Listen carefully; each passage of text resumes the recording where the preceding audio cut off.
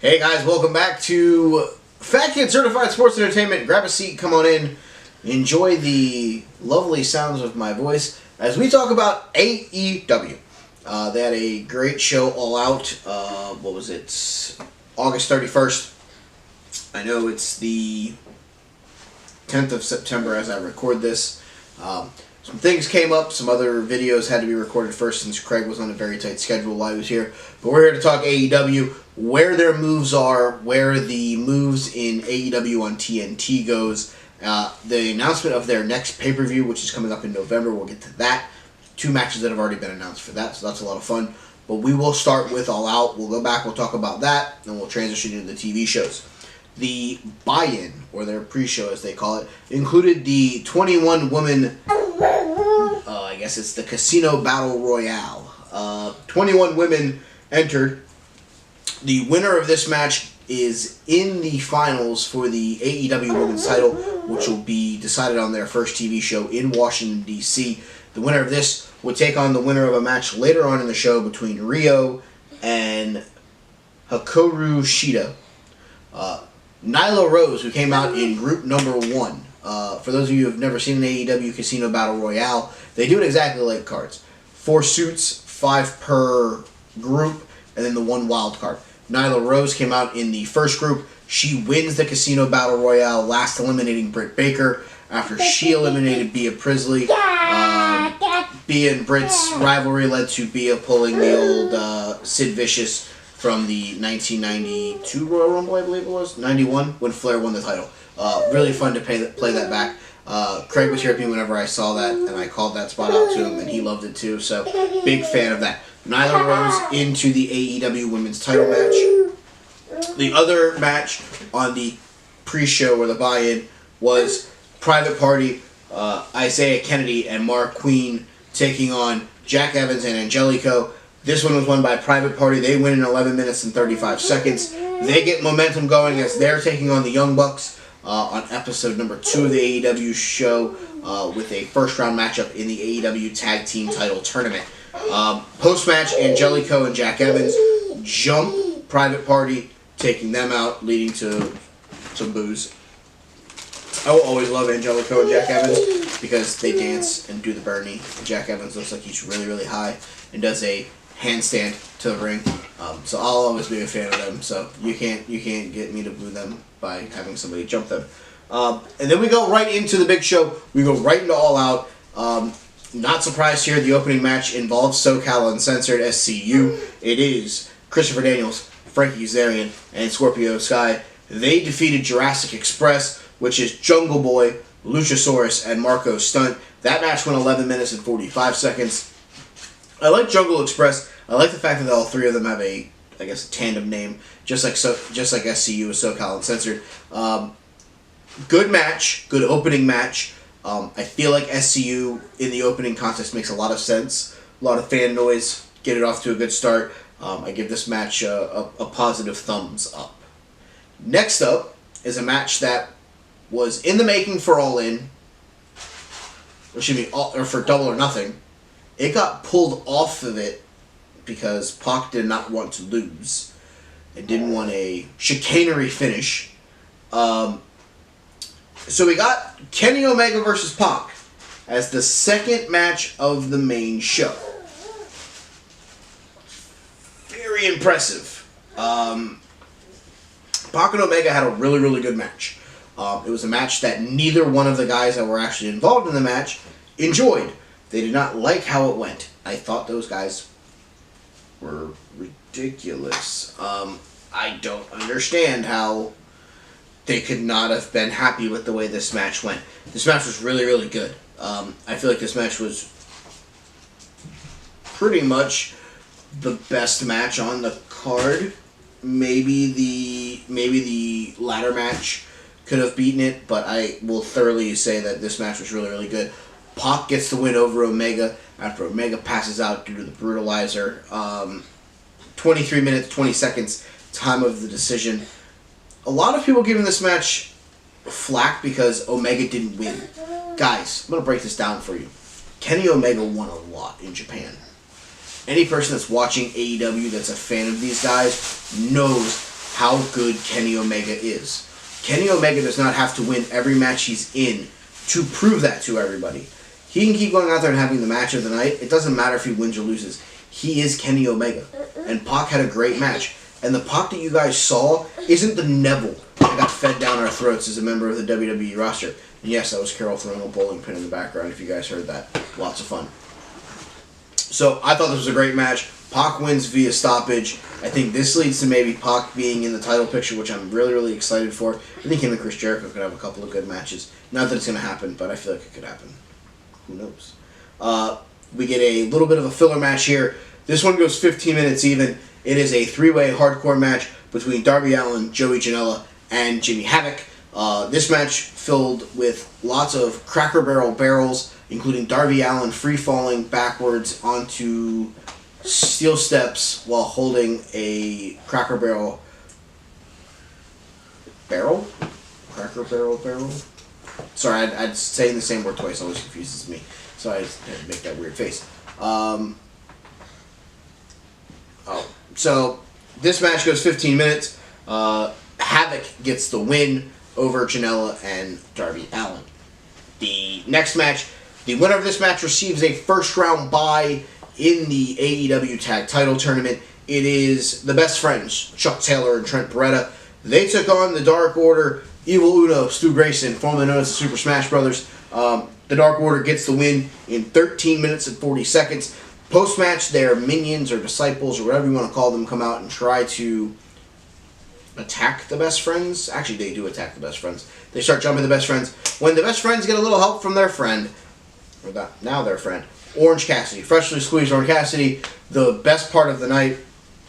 Orange hits his signature, hands in pocket, sunglasses on, dive through the middle ropes, taking out all the disciples, gets back in the ring and nips up without taking his hands out of his pockets, without his sunglasses coming off.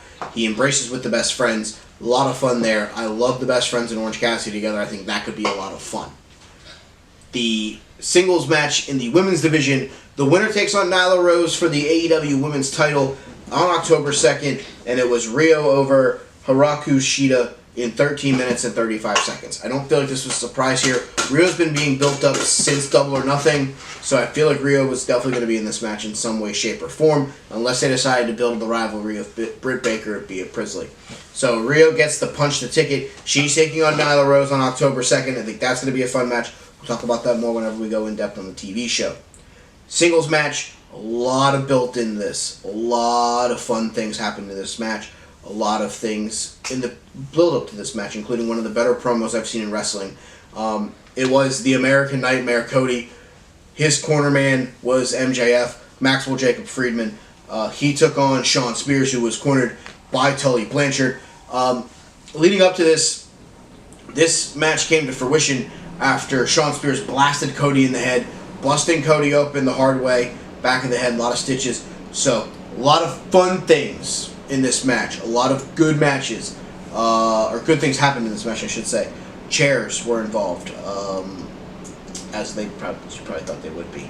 I really enjoyed this match. This match went 16 minutes and 20 seconds. It saw the reemergence of a man that will always hold a very near and dear spot in my heart, and that is the Enforcer, Arn Anderson. Anderson came out at the ending of this match, towards the end, and hit Shawn Spears with a spine buster, which I love the Enforcer. I think the spine buster is one of the best moves in wrestling, and the way he pulled him off made him that much better. So Arn Anderson makes an appearance. Cody hits Crossroads, or whatever he wants to call it now, gets the win over Shawn Spears. Post-show, Cody says that this is over.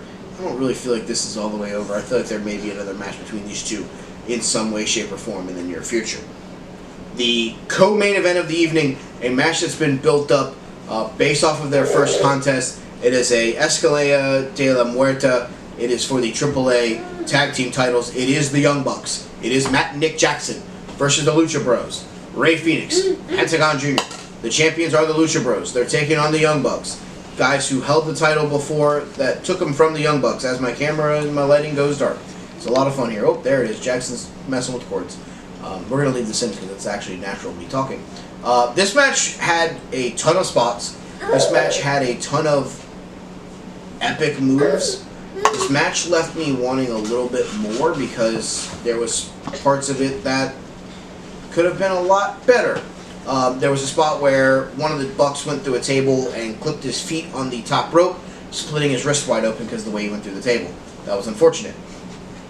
Spot of the night, Pentagon hitting the Canadian Destroyer on, I think it was Matt Jackson, putting him through a table. Pretty sick. The Lucha Bros get the victory. They defeat the Young Bucks, retain the AAA titles. Post-match, the thing that I thought was going to happen occurred. LAX, Ortiz, and Santana make their appearance wearing Dead President of the United States mask. Nice touch, guys. They jump both teams, leave both teams laying. LAX is in AEW. I think they're going to be really, really good in AEW. I think they're going to be a team that can contend for the titles right away. I like Santana. I like Ortiz. I think they're going to be really, really good. Now, the main event of the evening. 26 minutes, 25 seconds. Adam Hangman Page versus Chris Jericho for the AEW heavyweight title. I guess they're calling it World Championship. They haven't defended it across the world yet, so I'm going to say heavyweight championship because that's what I do. It is won by the second greatest Canadian ever to wrestle. Definitely in the top 5. Chris Jericho. Jericho wins after hitting, I guess he calls it the Judas effect. The roaring elbow, spinning back elbow. It connected flush on Page as he went for the Hangman's lariat, or I think rebound lariat. I don't know what he calls it. Shot. Page put it all out there on the line. He hit every move he could. Hit the buck shot, the last shot, hit the clothesline a couple of times. But this was the night of Chris Jericho. Jericho busted open. These guys went to war. And this is if you're trying to determine who's going to be your first champion, I think this is a great match. I feel like these guys gave it all they had. It was a lot of fun to watch. Jericho wins the title or wins the first title of AEW, defeating Adam Page. Post-match, Jericho gets awarded the title. Lots of fun stuff there. Note here, Chris Jericho went to Matt, Nick, Cody, said he wanted Aubrey Edwards, the official for AEW, to be the one to officiate his match. He liked her style. She's the first woman ever to officiate a world title match, so kudos to her, kudos to AEW for letting that occur. I liked Chris Jericho for doing that. That was reported late last week. Post-match, we get now what the internet is raging about, and that is Chris Jericho popping a little bit of the bubbly. If you are on social media and you are a wrestling fan and you're watching this, you've probably seen the gif of Chris Jericho being very excited about there being champagne in his locker room. And it's been in every probably song that you could think of. I've enjoyed sharing all of them. They've been amazing. I like Chris Jericho. I think he's awesome.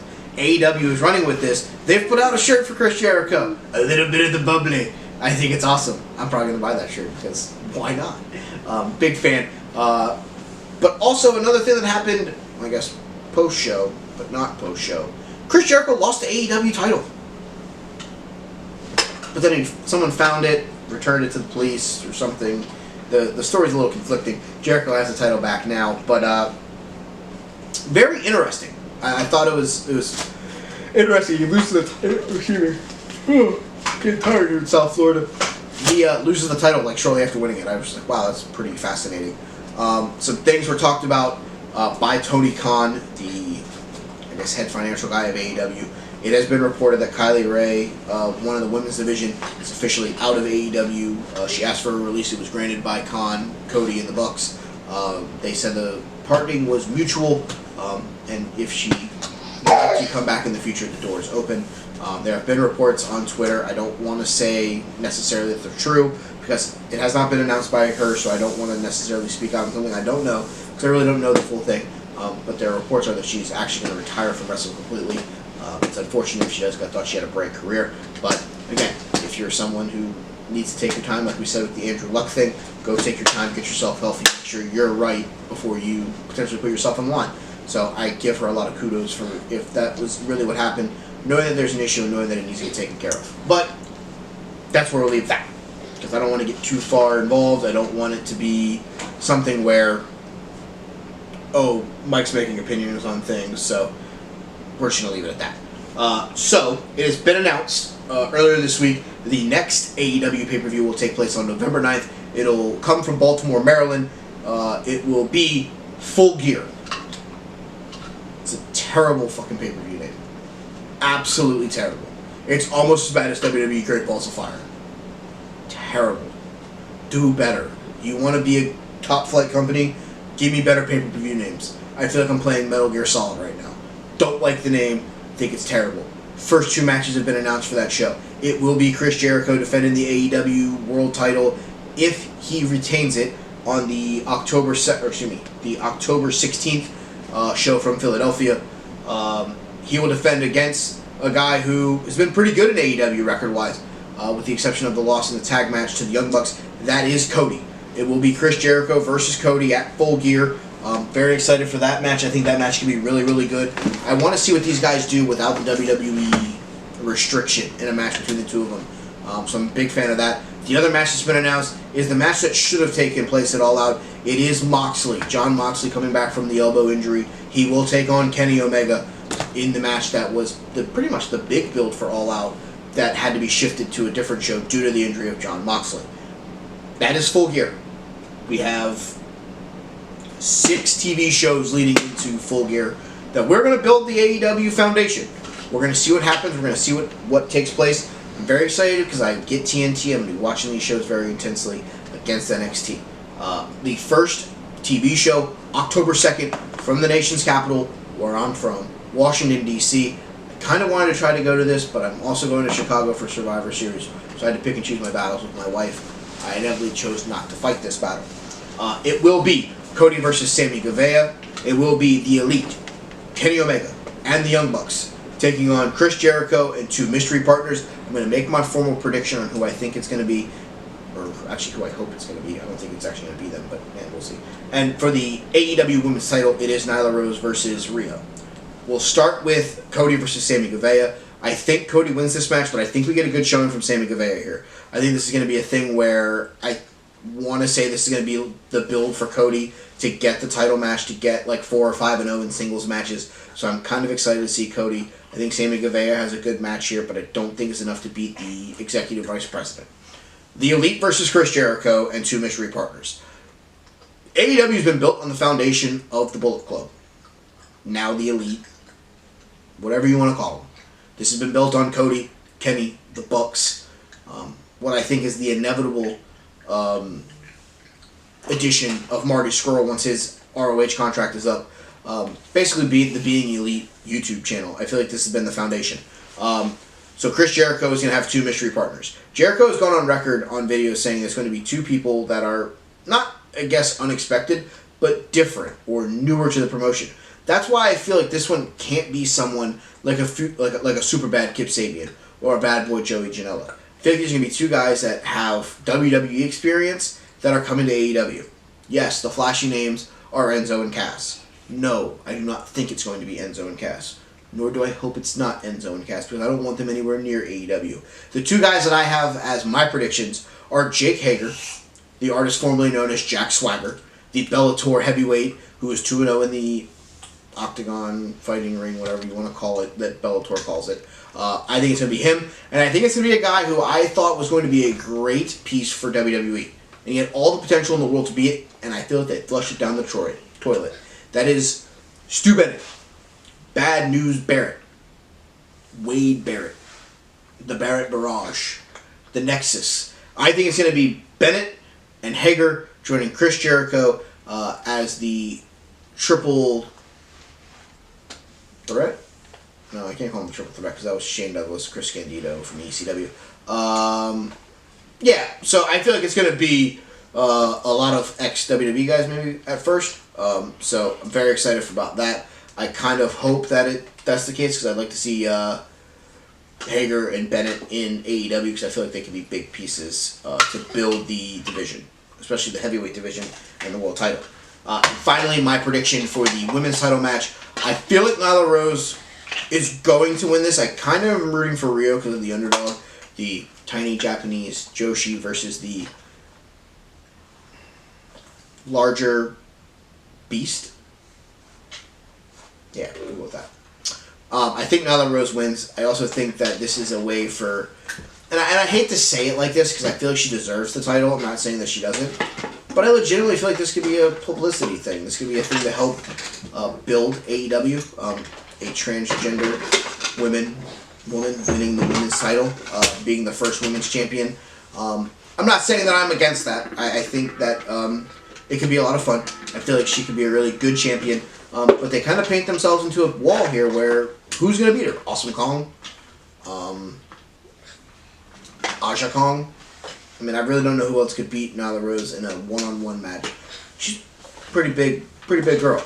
But she uses her weight well. She's an enforcer. She knows how to work the style. I feel like Nyla Rose wins the first ever AEW women's title. We then go from DC to Boston a week later. It will be the Young Bucks, Matt and Nick Jackson, taking on Private Party in a first-round tag title tournament match. Excuse me. And then Shawn Spears will take on Jon Moxley. Spears tries to get back on the winning ways. Jon Moxley is Jon Moxley. I thought that's going to be a fun match. I think the Young Bucks are going to beat Private Party to advance in the title tournament. I could be wrong. Probably am going to be wrong because I'm wrong more times than not in these things. October 16th in Philadelphia, Chris Jericho's first title defense. I don't know if they've announced who they think it's going to be or who it may be. I'm kind of interested to see who it could be. It could be fun. I hope it's somebody different. I'm kind of hoping for a Joey Janela or a Jimmy Havoc or a Kip Sabian or somebody like that. But I think inevitably it's going to be somebody maybe along the lines of Matt or Nick Jackson, which could be fun in a singles match. Nyla Rose or Rhea will defend against somebody for the AEW Women's title. This could be a match. If Nyla Rose wins that, it could be Britt Baker, who you saw get eliminated by Bea Priestley with the tomfoolery and the shenanigans. October 23rd, the semifinals of the tag title tournament will take place, as well as Jon Moxley in action. So my guess is you're going to see two other first-round matches to go with Private Party and the Young Bucks as the Dark Order wait in the semifinals. My guess is you'll see an SCU tag team. You'll probably see the Best Friends still get into an elimination match. Some other tag teams, LAX, maybe the Lucha Bros. We'll see what happens with them. A lot of fun things going on with the AEW tag division. I think that's going to be the staple of this moving forward, at least in the foreseeable future. October 30th in Charleston, finals of the tag title tournament. We'll have our first tag team champions there. Chris Jericho and Jon Moxley will be in action. Nothing yet announced for the for the November 6th show from Charlotte. And like I said, November 9th in Baltimore. You'll probably get a tag title match in that. You'll probably get a women's title match not yet announced. And then the first show post Full Gear, Nashville, Tennessee on November 13th. So that is the current schedule for the TV show. Now, the biggest thing that I need from this TV show to succeed is I need great in-ring work as well as the build to matches for Full Gear and whatever's going to take place after Full Gear. I think that the problem is if they're only focused on the in-ring work, you're not going to draw all the fans that you could. If you do both, I think you're going to be able to build a really great fan base, and I think you're going to be able to take over a part of the wrestling industry that may have been lost in the past. I'm very excited to see what happens. If they do come to Florida, somewhere close enough, I will go. Me and Joe have tickets for the September 18th NXT show, the first live one on USA. We'll do a live wrap-up of that night. I will be watching intensely on October 2nd from DC. I will be very excited to see what happens with that. But that has been the wrap-up and the lead-up for Full Gear and the TV shows of AEW. Like, subscribe, do all that fun stuff. Turn on your notifications, hit the bell, so you guys get alerted whenever I post awesome videos. If you agree with me on my thoughts of the All Out show, please let me know. If you disagree, if you think that the Pac versus Kenny Omega match was terrible, or if you don't think that Arn Anderson has the best spine buster in wrestling, you're wrong. First off, you're wrong. He has the greatest spine buster in wrestling, and I don't care who you are. The Enforcer. We're going full horseman over here. Full.